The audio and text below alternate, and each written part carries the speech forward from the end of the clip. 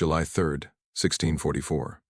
A Yorkshire farmer named Thomas Willoughby stumbled into the village of Long Marston just after dawn, his clothes soaked in blood that wasn't his own. His hands trembled as he gripped the tavern door, and when he finally spoke, his voice carried a terror that would haunt the village for generations. "They're horses," he whispered to the crowd gathering around him. The horses had faces of iron, human faces, screaming faces. The night before, the largest battle ever fought on English soil had raged across Marston Moor. 20,000 Royalist soldiers had clashed with the combined forces of Parliament and the Scottish Covenanters. But Thomas Willoughby wasn't describing the battle itself.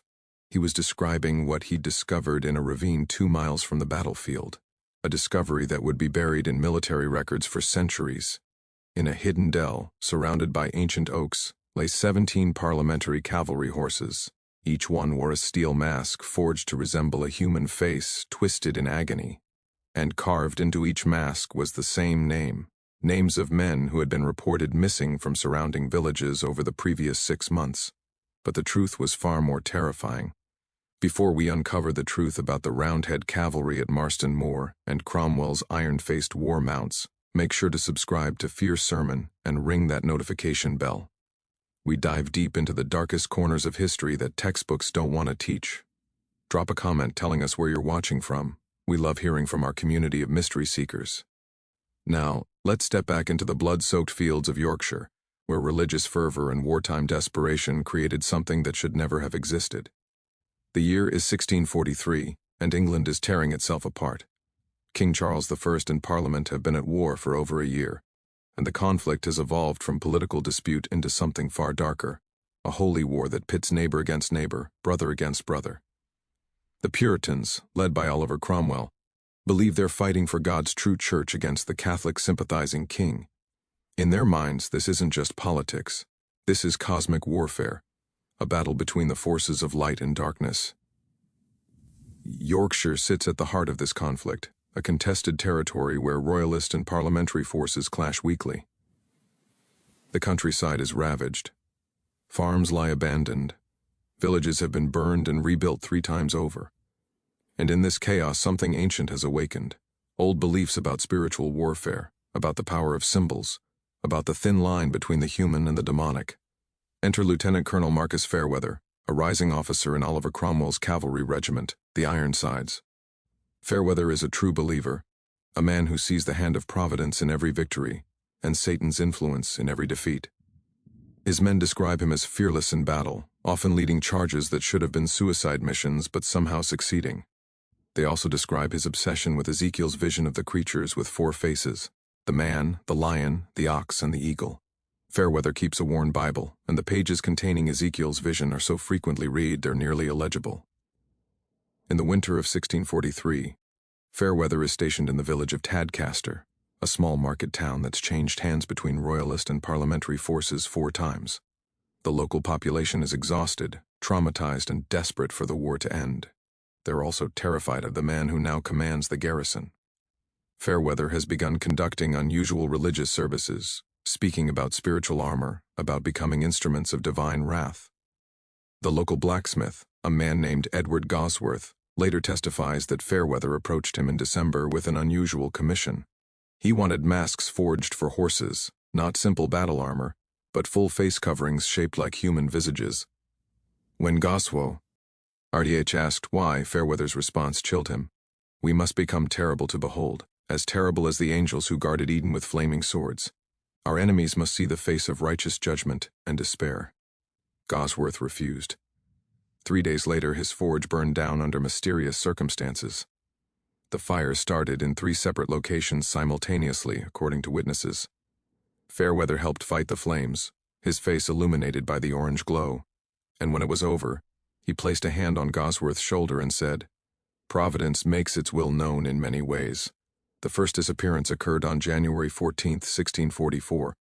William Stokes, a blacksmith's apprentice from nearby Wetherby, failed to return home after delivering iron nails to the Parliamentary garrison.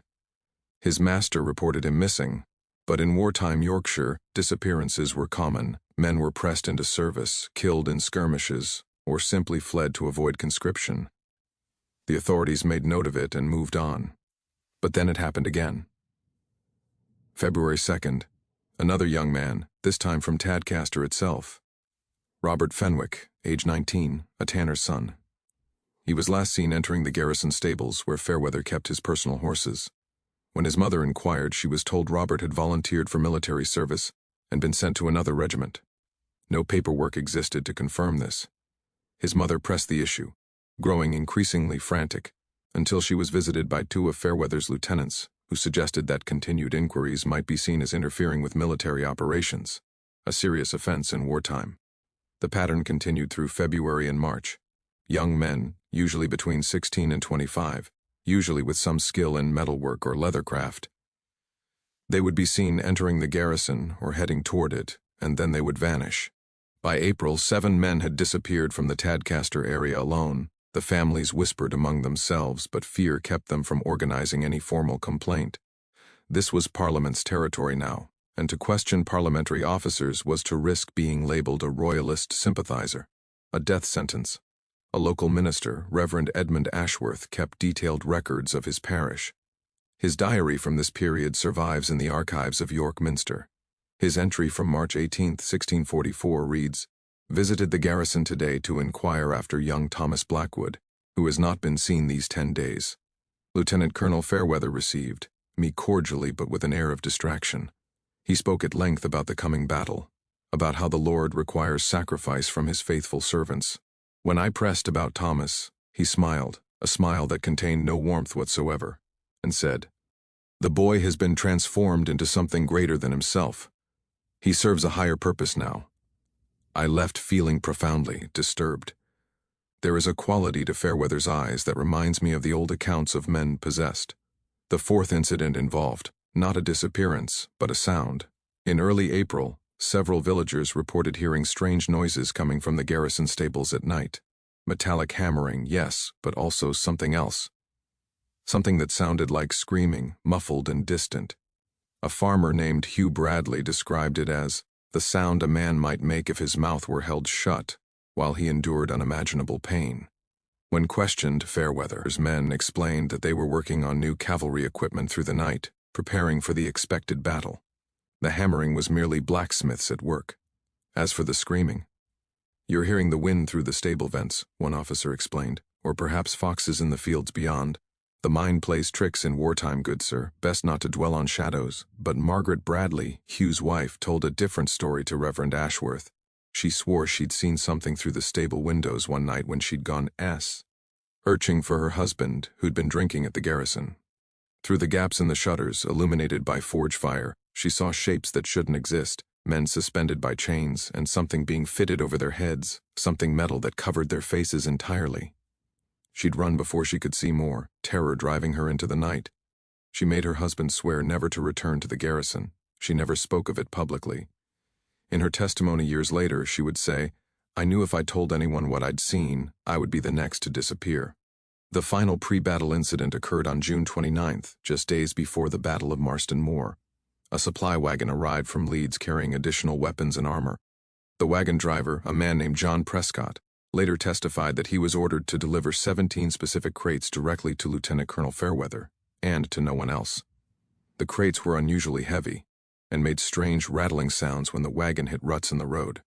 Prescott asked what they contained. The sergeant escorting the wagon told him that curiosity about military supplies could be construed as espionage, but Prescott saw inside one crate when it was being unloaded. The lid had cracked during transport. What he glimpsed inside made him physically ill, a steel mask, human-sized but clearly designed for a horse's head, with eye holes cut at angles that suggested something other than equine vision. And on the interior of the mask, still visible through the crack, he saw what looked like leather straps designed to secure something inside the mask itself, something that needed to be held in place against the metal. Prescott delivered his cargo and left Tadcaster that same day. He would never return. In his testimony, given in 1646 during the investigation, he stated, "I knew evil when I saw it. Whatever Lieutenant Colonel Fairweather was preparing, it was not the work of Christian soldiers. It was something older, something that men did before Christ brought light to the world." If this story is giving you chills, hit that like button. The deeper we go into Fairweather's preparations, the darker this becomes. Share this with someone who loves historical mysteries that blur the line between fact and nightmare. What do you think Fairweather was creating in those stables? Drop your theories in the comments below. Let's discover what happens next on that blood-soaked battlefield. July 2nd, 1644. The Battle of Marston Moor begins in the late afternoon, as Oliver Cromwell's cavalry, including Lieutenant Colonel Fairweather's specially prepared unit, charges the Royalist flank. Witnesses to the battle describe Fairweather's cavalry as devastating in their effectiveness, but deeply unsettling in their appearance. The horses wore steel masks that caught the dying sunlight, creating the illusion of human faces screaming in rage. More disturbing were the sounds the horses made, not normal equine whinnies or screams, but something that witnesses consistently described as almost human. Sir Thomas Fairfax, the Parliamentary commander, later wrote that Fairweather's cavalry fought with a fury that exceeded valor and bordered on madness. Their horses seemed to anticipate commands before given, moving with unnatural coordination. The Royalists broke before them not in military defeat but in something closer to spiritual terror. The battle ended in complete Parliamentary victory. 10,000 men died that day, but Fairweather's unit, 17 cavalry riders on specially masked horses, did not rejoin the main force after the battle. They were last seen pursuing fleeing Royalists toward the south, toward the wooded ravines that marked the edge of the battlefield. This is where Thomas Willoughby enters the story. A farmer who'd hidden in his root cellar during the battle, Willoughby emerged the morning of July 3rd to survey the damage to his land. Following the sounds of injured horses, he made his way into a ravine known locally as Devil's Hollow, an ancient dell surrounded by oak trees that local legend claimed had been a pagan ritual site centuries before Christianity came to Yorkshire. What Willoughby found would be documented in his sworn testimony, given 3 days later to military investigators. The 17 horses from Fairweather's unit lay in a rough circle, all dead. But their deaths were not the result of battle wounds. Each horse had been killed by a single precise cut to the throat, performed with what must have been incredible skill to kill all 17 so quickly. The steel masks remained on their heads, secured by leather straps. Willoughby, despite his horror, approached the nearest horse. What he saw when he looked closely at the mask made him vomit. The mask was not simply fitted over the horse's face, it had been integrated with something else, something that explained the human-like sounds witnesses had reported during the battle. Secured inside the mask, pressed against the horse's actual face, was a human skull. The mask had been designed to hold these skulls in place, with the horse's eyes visible through the skull's empty sockets, creating a nightmarish hybrid visage. But there was more. Carved into each steel mask was a name. Willoughby recognized several of them. William Stokes, Robert Fenwick, Thomas Blackwood, the missing young men from Tadcaster and surrounding villages. All 17 masks bore different names. All 17 names matched men who had disappeared between January and June of 1644. Willoughby ran to Long Marston and reported what he'd found. A military patrol was dispatched immediately. The patrol's commander, Captain Richard Holt, documented the scene in meticulous detail.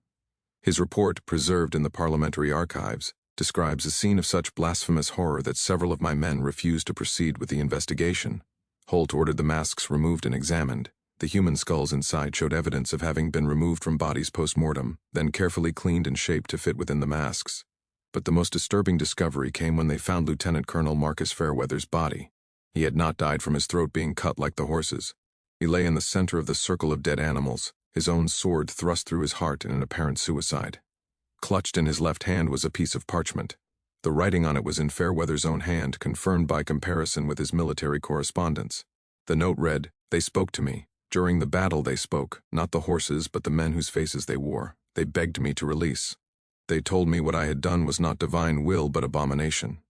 They showed me my soul as God sees it. I cannot live with what I have seen. May God have mercy, though I deserve none. What I created must never be understood, never replicated, never forgiven." The other 16 riders from Fairweather's unit were never found. The investigation concluded they had deserted after the battle, likely fleeing in horror after witnessing their commander's suicide. But no trace of them was ever discovered, despite extensive searches. It was as if they had simply vanished into the Yorkshire countryside, carrying with them the knowledge of what they had participated in. The military investigation into what came to be known as the Devil's Hollow incident began immediately, but it quickly became entangled in the complex politics of the English Civil War. Oliver Cromwell himself took a personal interest in the case, not because he sought justice, but because he sought containment. Captain Richard Holt, who had led the initial patrol, was ordered to compile a complete report. His investigation revealed the horrifying scope of Fairweather's activities. The garrison stables in Tadcaster were searched, revealing a workshop that one investigator described as more torture chamber than smithy. Inns were bolted to the walls at head height. Tables bore stains that chemical analysis, as primitive as it was in 1644, suggested were human blood. Most damning were the documents found in Fairweather's quarters. Fairweather had kept detailed journals of his project, written in a cramped hand that grew increasingly erratic as the months progressed. The early entries from December 1643 describe his theological reasoning. He believed that the royalist forces were literally in league with Satan, that the war was not merely political but spiritual. To defeat such an enemy, Fairweather reasoned, conventional warfare was insufficient. He needed to create something that embodied righteous terror, something that would shake the enemy's souls as well as their military formations. He found inspiration in the biblical book of Ezekiel, specifically the vision of the four-faced creatures. But Fairweather's interpretation was uniquely twisted. He believed that by combining the form of an animal with the face of a sacrificed martyr, his words, he could create a weapon that existed on both the physical and spiritual planes simultaneously. The young men he had targeted were not random victims. He had specifically chosen those he considered pure in faith, young men who attended church regularly, who were known for their piety. In Fairweather's deranged logic, he was honoring them by making them part of his holy cavalry. The journals describe the process in clinical detail that is difficult to only be described as ritualistic murder, and desecration threatened to undermine everything. Oliver Cromwell's solution was pragmatic and ruthless: suppression. Captain Holt was promoted and reassigned to Scotland, far from Yorkshire. Reverend Ashworth was visited by parliamentary officials and strongly encouraged to forget the details of what had occurred, with the implicit threat that failure to do so might result in accusations of royalist sympathy. The families of the victims were paid substantial compensation with the understanding that public discussion of the case would be considered sedition. Official records were altered. The 17 victims were recorded as having died in the Battle of Marston Moor, killed by royalist forces. They were listed as casualties of war, nothing more. Fairweather's own death was recorded as killed in action during pursuit of enemy forces. The journals, the physical evidence from the stable workshop, even the steel masks themselves, all of it was gathered and supposedly destroyed, though rumors persisted for years that some artifacts had been secretly preserved in Cromwell's personal archives. The cover-up was largely successful. For nearly 200 years, the Devil's Hollow incident remained hidden in classified military records. It wasn't until 1834, when a historian researching the English Civil War gained access to previously sealed parliamentary archives, that Fairweather's journals and Captain Holt's report were rediscovered. Even then, many historians dismissed the accounts as propaganda or exaggeration, unable to believe that such atrocities had occurred. The victims' families, bound by fear and compensation agreements, largely remained silent. But fragments of the truth survived in local folklore. The people of Tadcaster told stories about the iron-faced horses for generations, though the stories became distorted over time, transforming into ghost tales about spectral cavalry that rode through Devil's Hollow on foggy nights. Children were warned not to play near the ravine. Parents spoke in hushed tones about what had happened there, though the details grew hazier with each passing decade. One final disturbing coda to the investigation. In 1649, 5 years after the incident, a farmer in Northumberland reported finding the bodies of 4 men in a collapsed cave on his property. The bodies were identified, through personal effects, as members of Fairweather's vanished cavalry unit. They had apparently lived in hiding for years before dying. The cause of death was determined to be starvation and exposure. But what haunted investigators was what they found with the bodies: crude drawings on the cave walls, depicting horses with human faces, and written testimony in which the men claimed they could still hear the voices of the dead, that the spirits of Fairweather's victims followed them, demanding that their story be told. The Northumberland magistrate ordered the cave sealed, and the discovery kept quiet, adding another layer to the cover-up that would last for centuries. The Devil's Hollow incident represents something far more troubling than a single officer's descent into madness. It reveals how easily moral conviction can transform into moral horror when religious certainty meets wartime desperation and the absence of oversight.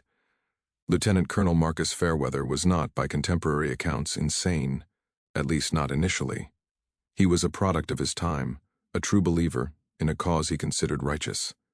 His actions, while horrifying, followed a logical progression that began with the dehumanization of the enemy and ended in the literal sacrifice of his own people to achieve victory.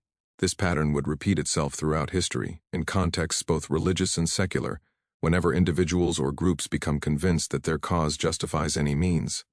The English Civil War was a conflict saturated with religious rhetoric on both sides. Atrocities were common, and often framed in theological terms. What made Fairweather's case different was its ritualistic nature, its transformation of murder into something he perceived as sacred duty. He didn't kill in hot blood or military necessity. He killed methodically, keeping detailed records, performing what he believed were sanctified rituals. This distinction is crucial. Fairweather believed he was doing God's work. The immediate impact on Tadcaster and surrounding communities was profound and long-lasting. The town developed a reputation for darkness that persisted for generations. Young men were reluctant to join military service, fearing they might encounter similar fates. Trust in authority figures, particularly military and religious leaders, was severely damaged. Reverend Ashworth's diary entries from the months following the incident document a community experiencing what we would now recognize as collective trauma. More broadly, the case influenced, albeit subtly, how the Parliamentary forces managed their officer corps in the remaining years of the Civil War. Cromwell, despite his ruthless suppression of the truth, was reportedly deeply disturbed by Fairweather's actions. He implemented stricter oversight of regimental commanders and increased the frequency of inspections. While these changes were never publicly connected to the Devil's Hollow incident, historians who have studied Cromwell's administrative reforms note a marked shift in policy beginning in late 1644. The cover-up itself set a precedent for how military organizations would handle embarrassing incidents in the future. The pattern is recognizable: immediate containment, suppression of evidence, compensation to victims' families coupled with threats to ensure silence, and the creation of alternative narratives that protect institutional reputation. This template would be repeated countless times in military history, from the colonial wars of the 18th and 19th centuries through to modern conflicts. When Fairweather's journals were finally rediscovered in 1834, they sparked intense debate among Victorian historians and moral philosophers. How should history judge men like Fairweather? Was he mad, evil, or simply the product of his time taken to a logical extreme? These questions remain unresolved. The journals themselves were eventually published in limited academic editions, where they've been studied by historians of the English Civil War, psychologists interested in the intersection of religious belief and violence, and military ethicists exploring the breakdown of moral constraints during warfare. Several similar cases came to light in the years on, while horrifying, made sense within his worldview. Perhaps the most significant implication of the Devil's Hollow incident is what it reveals about the fragility of civilized conduct. Fairweather was educated, pious, and by all accounts a competent military officer before his descent into atrocity. His transformation suggests that under the right conditions, ideological certainty, moral permission from authority figures, the dehumanization inherent in warfare, and isolation from normal social constraints, almost anyone might be capable of similar acts. This uncomfortable truth echoes through history, from the religious wars of the 17th century through the ideological conflicts of the 20th century and beyond. The village of Tadcaster eventually recovered, though it took generations. Devil's Hollow remained a place of unease. In the 1920s, the local council considered filling in the ravine entirely, but the cost proved prohibitive.